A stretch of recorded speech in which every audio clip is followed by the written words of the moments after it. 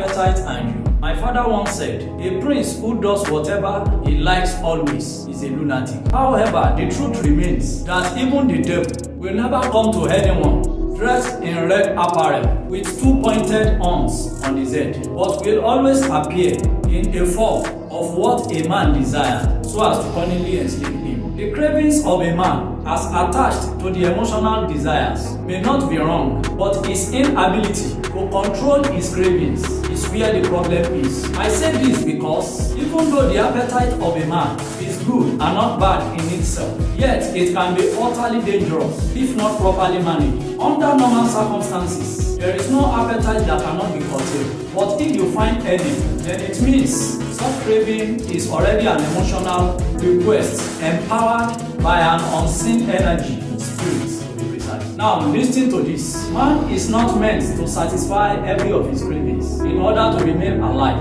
In fact, anything that going to any extent to satisfy their cravings is the true definition of enjoyment. But on the contrary, controlling one's appetite is the key to truly enjoying life. Every man is driven by his or her appetite to the degree at which he empowers or feeds it. And any appetite a man refuses to curtail can be likened to a radical inferno that will run him down someday. Take for instance, David was a man of valor, but King Saul, who was after his life, needed to massage his appetite in order to capture him. Therefore, he presented his beautiful daughter before him as a wife material, but required a life-threatening bride price from him. 1 Samuel chapter 18, verses 17 to 27. Secondly, Esau was the oldest son of Isaac, but Jacob, the youngest, needed to ride on Esau's appetite in order to displace him from destiny. Genesis 25, verse 25 to 34. Furthermore, Samson was a man with the ministry of liberty for the Jew and ministry of contention against Philistines. But the Philistines, his enemy,